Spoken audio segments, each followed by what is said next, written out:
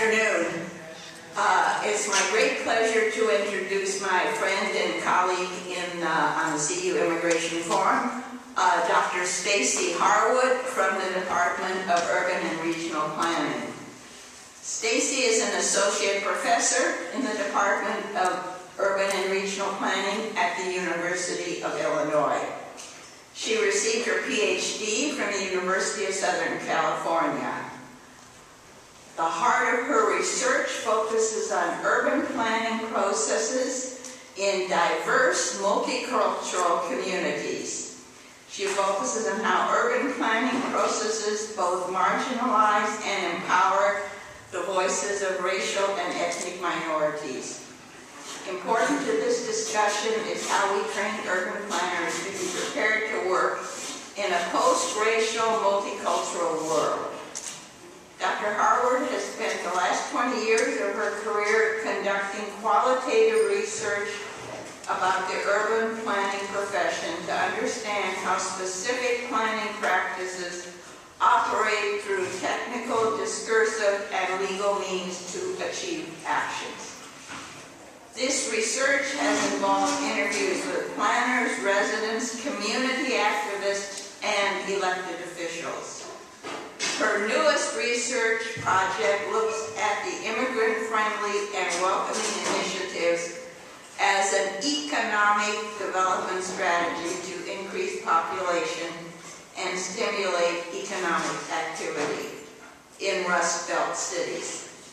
She has also been one of the 3 lead researchers on the Racial Microaggressions project at the University of Illinois. And microaggression is definitely a topic of interest here on this campus at this time. So it's my great pleasure to introduce and pass it on to the microphone, Dr. Stacy Harwood.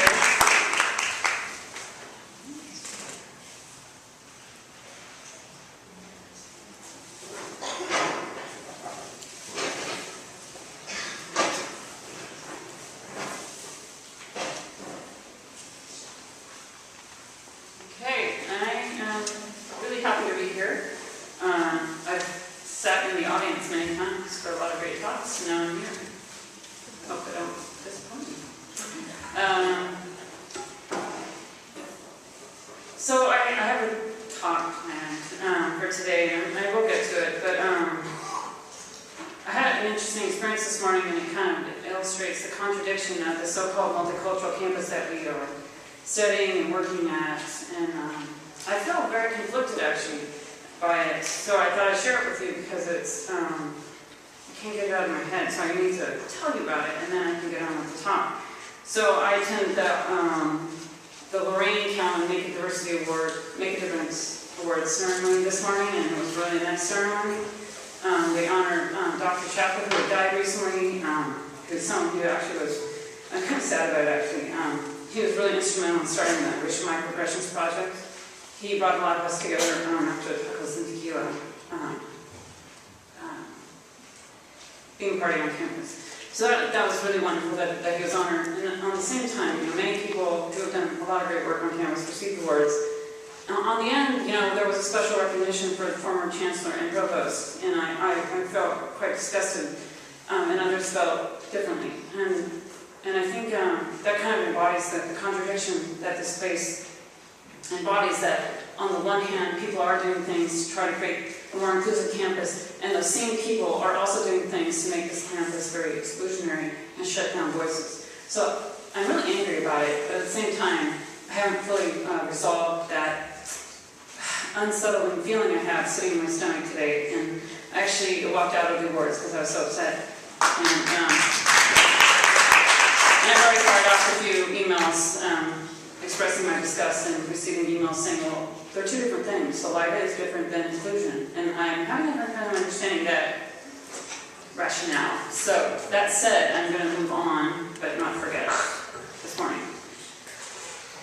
All right. So, we hear a lot about celebrating the multicultural campus. There's lots of research saying that diversity is really important for students. Research shows that it expands our ability to think critically, increases our intellectual engagement, broaden our cultural awareness, and actually expands our democratic sensibilities. And I'm here to tell you that it is actually a myth. That the reality on the multicultural campus is anything but that. A lot of the research that focuses on non-white students actually tells you that it's hostile, it's unwelcoming, it's exclusionary, and it isn't always that great celebratory space. Now there are moments where it is, and people are inclusive and they listen to each other and they embrace the differences, but not always. And so I'm here to tell you about what I have been learning through this research project. So the picture here is from Oklahoma. I imagine most of you have heard about it, where the fraternity was caught singing a racist song on video, and that was circulated through social media. And that then led to students organizing and protests to that. And so there have been many examples of that kind of thing going on campuses all over the U.S. and even on our campus as well. It's often framed as isolated incidents or students behaving badly, they just didn't know. And I'm going to tell you that it's just the tip of the iceberg. And as we know, when you look under the tip, there's a massive, massive piece of ice. And just like racism, these are little things that are popping up at the top, but underneath, there's a lot of racism going on this campus.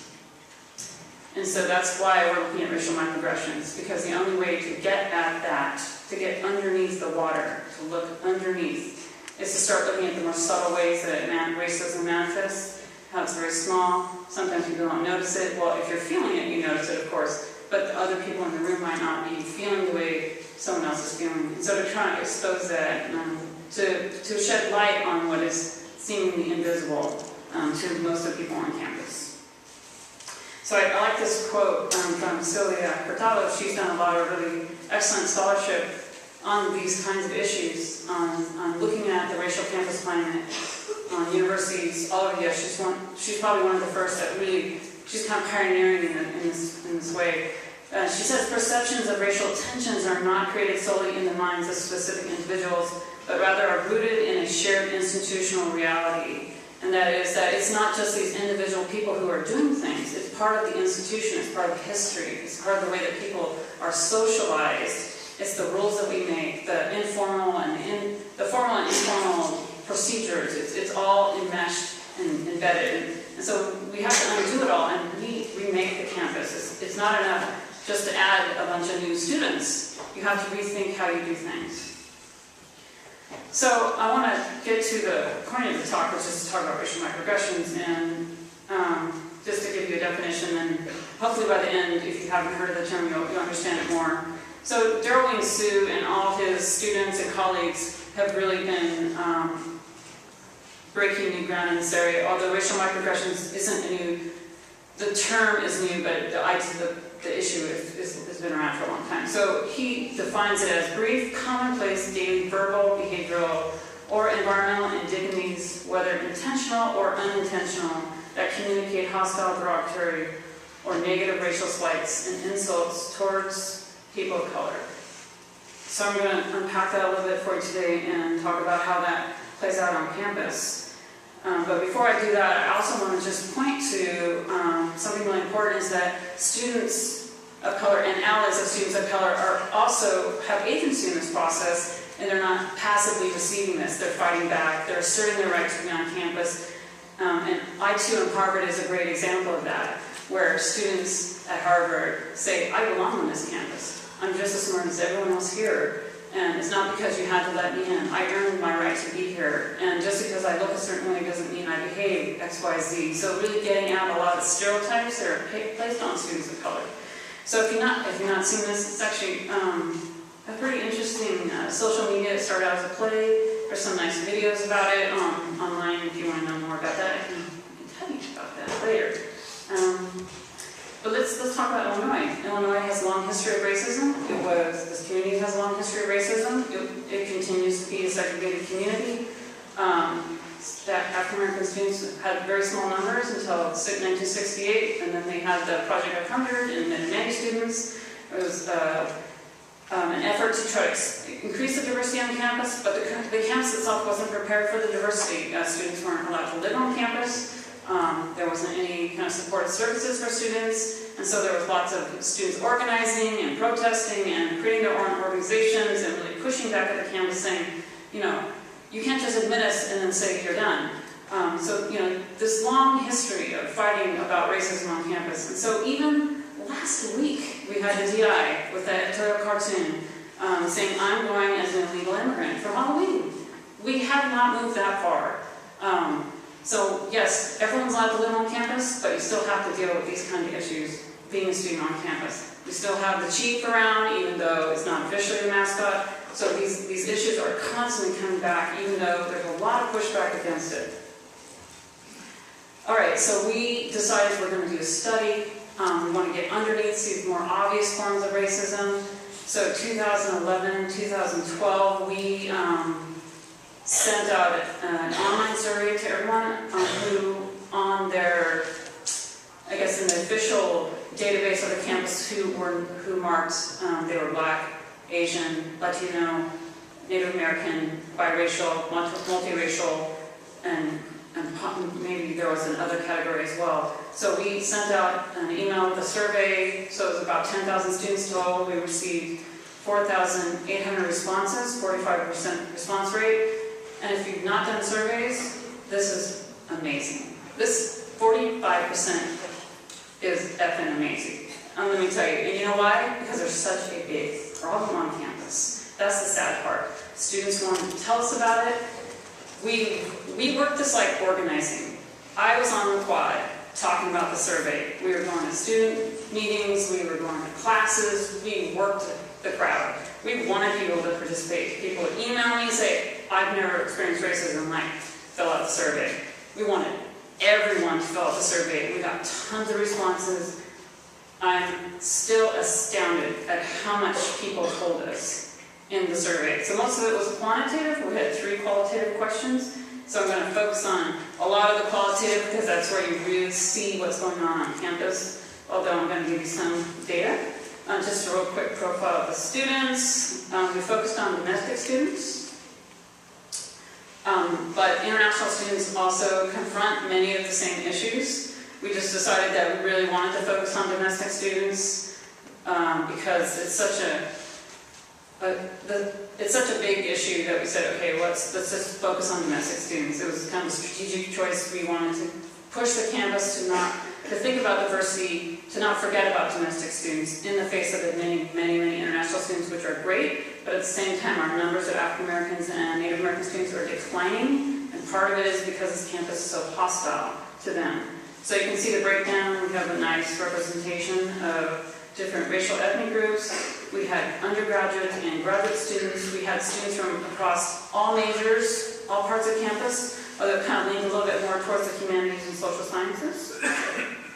So, some of our results. So, 45% of the students who responded to our survey experienced physical or emotional harassment because of race on campus, and 60% experienced racism on campus. That's 6 out of 10 people experience racism on campus, students of color. So I have a quote to kind of give you a sense of physical and emotional harassment. If you've not heard about it, I'm going to tell you about it. So let me get my thing here. Okay, so this is a context where a woman was leaving class around 10 o'clock at night. She was waiting for a ride, kind of standing out on the street. I believe it was around the Armory, and she said a group of 10 to 15 white men walked up to me, yelling and shouting. I ignored them. I did not make eye contact. One guy asked me if I was stupid because the bus was not coming. I asked them, please leave me alone. The group started to walk away, and then someone yelled out the N-word. She proceeds to talk about how she cried. She was upset for days. She no longer goes near groups of white men or fraternity houses. This is one incident, and it has shaped the way that she moves around campus forever. Pretty traumatizing. This is not a unique story. We have many stories across every racial and ethnic group, men and women. I had men writing stories telling about how they went home crying because someone yelled a racial slur at them. So this is the intensity in which some students experience this campus. It's not always so obvious. And that's where it gets a little messier. So 63% of students felt excluded because of race, and so these are some more subtle examples of how one felt excluded. So not in my face, so he's referring to someone who didn't actually say something, but often by either excluding or ignoring you, you get the sense that you are not always welcome. The second person said, by excluding me from intellectual discussions since they believe that I do not know anything. So again, these are subtle, right? No one's actually saying, we don't want you to go away, but it's the look, it's the stare, it's the ignoring of someone that conveys that message. 81% of our respondents believe that campus is informally segregated. That 81%, that's quite large percent. Here's a quote kind of reflecting that. I grew up in a very diverse area and could not believe the racial segregation here and the history that goes along with this university. I felt a bit blindsided because I had no idea about the mascot, the history of racism, and feel it all gets swept under the rug. Okay, so one thing that I'm really interested in, this kind of ties back into my interest in urban planning, I'm teaching urban planning, is the spatial dimensions. And where does this happen? How do people feel in those spaces? How does it shape where people go?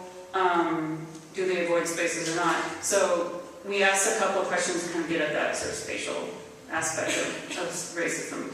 So 25% of students said they avoid places on campus because of race, and 39% of people feel uncomfortable on campus because of race. So 25%, like after you just saw that 81%, you're like, oh, 25%, not such a big deal. That's a lot though. This is your campus. You should go anywhere you want on campus, right? And so people actually avoid those places because they feel unwelcome, they feel unsafe, lots of other reasons. I'm going to break that down a little bit. If you read the report, you saw this report. These are the locations where students feel uncomfortable because of race. So these are the places where students of color feel uncomfortable because of race. And the places they avoid are similar, but to a lesser degree. So fraternity and sorority certified housing was number 1 for avoid and feel uncomfortable. Green Street, also very high on the list. Anything related to alcohol, drinking, bars, informal social gatherings was really high on the list. On the bus transportation, I was actually a little surprised by that. I want to talk to people on the bus and see if they know that. Number 4, classrooms and labs. That's the one that we really gravitated towards. We thought, my God, we're in the business of educating and people don't like being in the classroom. That's a problem, right? I mean, how do you learn when you're thinking about all these other things, when people are harassing you, making faces, staring at you, invalidating your contributions? So we really zoomed in on that for the report. So here's a few more stats about how students of color feel in the classroom. So half felt that they had stereotypes made about them in the classroom because of race. Stereotypes made by professors, by teaching assistants, in the materials that they read, in the lecture content, in the contents made by their peers in the class, in the group projects, in the labs, in the library, everywhere that you can think about that you learn on this campus, they experience stereotyping. They had 27% had their contributions minimized in the classroom because of race.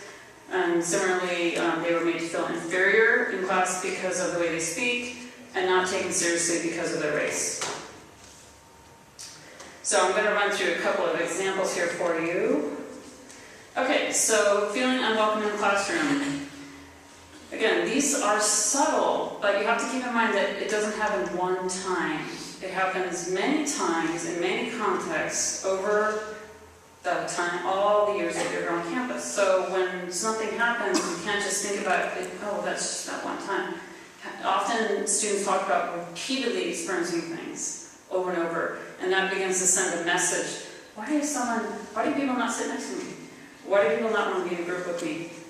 why doesn't the professor call on me when I raise my hand? It begins to send a message to a student, and they begin to ask themselves, is this about race? Sometimes it's really clear because it's clearly spoken or it's suggested. Other times it's not. So here are 2 quotes. I've been in classes where people avoid sitting around me. I get stares when I walk into classrooms as if to say, what the hell are you doing here? Students told us about being ignored and harassed in the classroom. When I raise my hand in the classrooms, I am often not called upon. After a while, I found myself refraining from asking questions. Anytime I would speak or contribute to a discussion, this white guy would glare at me and roll his eyes, as though I didn't have the right to add my comment. I thought we got beyond this when we got to college. I thought this was like high school. No, this is deep-seated racism, that people actually feel that certain students do not have the right to speak in class. This is not about being cool anymore. And this has really opened my eyes in a lot of ways. I didn't realize that students roll their eyes at each other in class. I thought my kids just did that to me. They don't do that, because that's really rude, but they would like to. Second-class citizenship in the classroom. So we have a hierarchy in our classrooms. Some students have more rights and privileges than others in the space because of racial microaggressions. In the classroom setting, someone behind me was discussing how they did not feel that African Americans deserve to be here, and that we only got in because the school had to let them in. A lot of students, particularly African American students, told us about comments about affirmative action. That just because you're African American, that means that you got in because of affirmative action. And a lot of students said, I have a 4.0 in high school. I did great on my test scores. I did not get in because of affirmative. I got in because I'm an excellent student. And many students made that comment, that they felt judged before anyone knew anything about them. So that's still, and there's sort of a resentment that students would hear. Students would hear resentment that, oh, if I would have gotten into that engineering program if they didn't have affirmative. So there's kind of this resentment that they would hear a little bit. But never right to anyone's face, so always you hear someone sitting behind you. That was really common. Someone passing in the hallway, overhearing the comment, never really face to face. So it's hard to have that. Well, let's talk about this. Why do you think that? Belittling racist jokes in the classroom. So here again, we get a little bit more explicit. I didn't understand one of the concepts the instructor was talking about, and asked him to slow down. He made fun of me and said, hey everyone, I guess I have to slow down for the Chinese girl. I don't know where that instructor learned that as an appropriate response to a student struggling. I mean, come on. We are supposed to be teaching students. I don't take my surprise or a little bit of sarcasm. I can't get my head around it sometimes. We want to encourage students to talk in the class, and making comments like that clearly shuts them down. I would never want to have to be in a class because the instructor made fun of me. I mean, sometimes accidents happen and we screw up. I screw up all the time. But to say that, and then the class laughs, talk about humiliating. It's horrible. I would drop the class if I didn't need it. I think people did talk about dropping classes, changing majors, simply because they just wanted to be in an environment that was more welcoming. That's not, why can't you pursue that major? Well, because you feel like you're in a battleground every day. Why would you want to study in that major? That's why some majors don't have a lot of diversity. They're not welcoming. People are made to feel very uncomfortable. So students talked about feeling excluded, feeling invisible in the classroom.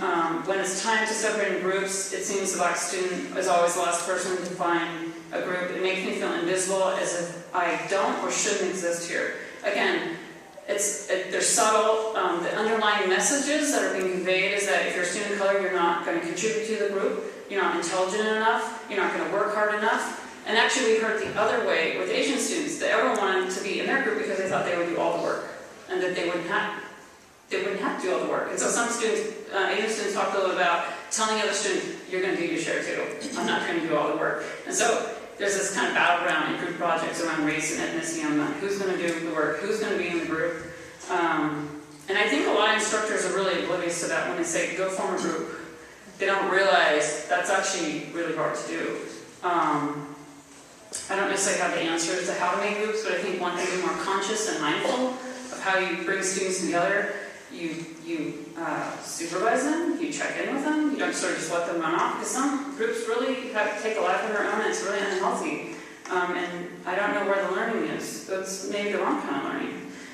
Invalidated in the classroom. We heard over and over again where students would participate, they would say, you know, this has been my experience, and it would be invalidated. No, that's wrong. Like, well, but I experienced it, how can it be wrong? My Native perspectives are often granted validity, are not granted validity, or even a chance for discussion, because they assume ideas stem from my heritage and not scientific insights. When the value of life or the environment is discussed, my Native beliefs are often viewed as primitive. So here, again, kind of conflating someone's identity with what information comes out of their mouth, and assuming that it's not valid. We heard that over and over again. There's one quote I really love. It actually didn't come out of the survey, it came out of our focus groups, where a student was talking about how she would prepare for class and she knew that there would be a lot of debates. And you know, sometimes she really wasn't in the mood for that, but she was aware that every time she spoke, she would have to defend herself. And they would say, well, where did you get that? And she was like, I'm going to write a book about my life, and I'm going to cite it. You know, to sort of like throw it back in their face, like, just because it's not in a scholarly publication doesn't mean it didn't happen. And so I really love that. She's like, Martinez, 2010, period. You know, that was so great. I would love to hear her say that in class, see the faces in response. Again, I'm being silly, but this is actually really serious. I've read so many quotes, and I continue to read quotes, and I'm left with my mouth open going, oh my goodness. I thought I'd heard it all, and we have thousands and thousands of quotes. We haven't been able to get through them all. I've been reading a lot about alcohol, context with alcohol, and racism, and I just want to say, while we are the #1 party school, the sobering news is that the #1 party school is also very racist. And when you have students who are drinking, they start to say things that they normally would not say. And I'm thinking about how do I get that information out there to kind of counter the celebration of unofficial, and that being a party school is a great honor. It's actually a really terrible thing. It's embarrassing. It's horrible. It's actually unsafe for some students. They don't go near Green Street on unofficial because it is not safe to be on Green Street if you're a person of color. A lot of students talk about being sexually harassed, suggestions of rape, fighting, actually people fighting. Oh, and so alcohol just intensifies that in a way. I don't know, I'm not sure how to handle it, but I think that I wouldn't want to be here as a student of color, knowing that's hard to say because I want the space to be diverse, but at the same time, as I read through the quotes, I wonder, is it safe? You know, am I being honest when I recruit a student and say, come, this is a great place to study. We're going to support you when you're in the building where we can see you, but when you go out on the street, we don't know what's going to happen to you. So I really do think the university needs to think carefully about how they're positioning themselves as the multicultural campus. So I want to just say a couple of quick kind of closing comments and then open it up to Q&A. So Darwin Su, he has a lot of really informative videos, and one of his videos, if you type in everyday microaggressions, 5-minute video, and he ends the video with kind of an individual level set of recommendations. What can you do? He talks about constant vigilance, being very aware of how racism infiltrates our lives in many ways, whether it's subtle, and being aware, being mindful, paying attention to your own words, the words of others, experiential reality, that is that people have different experiences and you can't deny someone's experiences. That's what's the beauty of racial microaggressions research. It's about highlighting and bringing out the experiences of people of color. It doesn't matter what the intention was. Nobody cares. It's about the experience. How do people feel? What do they hear when a certain kind of interaction happens? And what are they left with? I don't want a student to leave my class feeling validated. And I know it happens. We all do it.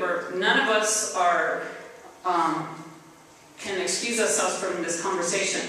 But if you care about what you do as an educator or as an advisor, you don't want students to leave that way. Figure it out.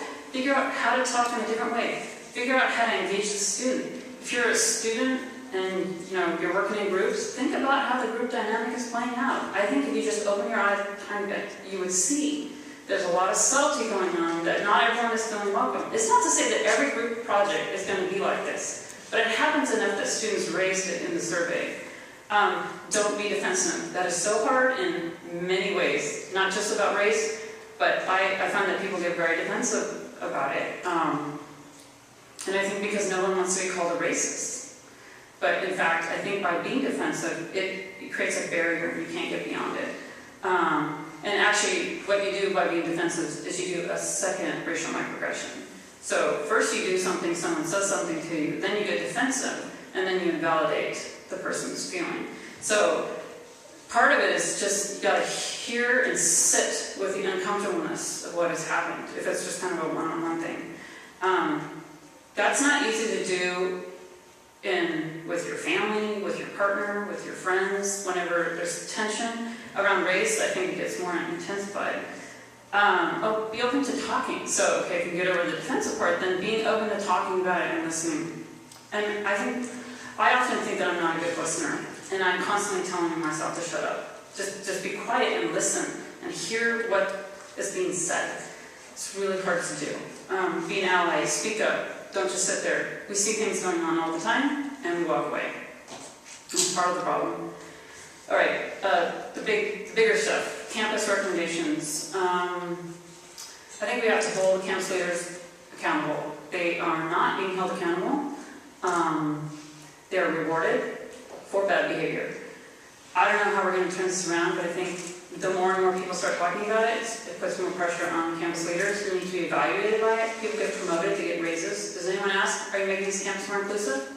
No, they don't. You still get your raise, you get tenure. All those things, you get promoted. If we really took it seriously, we would be asking those questions every single time we evaluate staff, faculty on this campus. It's scary, it's really scary, because then I think it forces us to rethink how we do things on this campus. Train faculty. Know what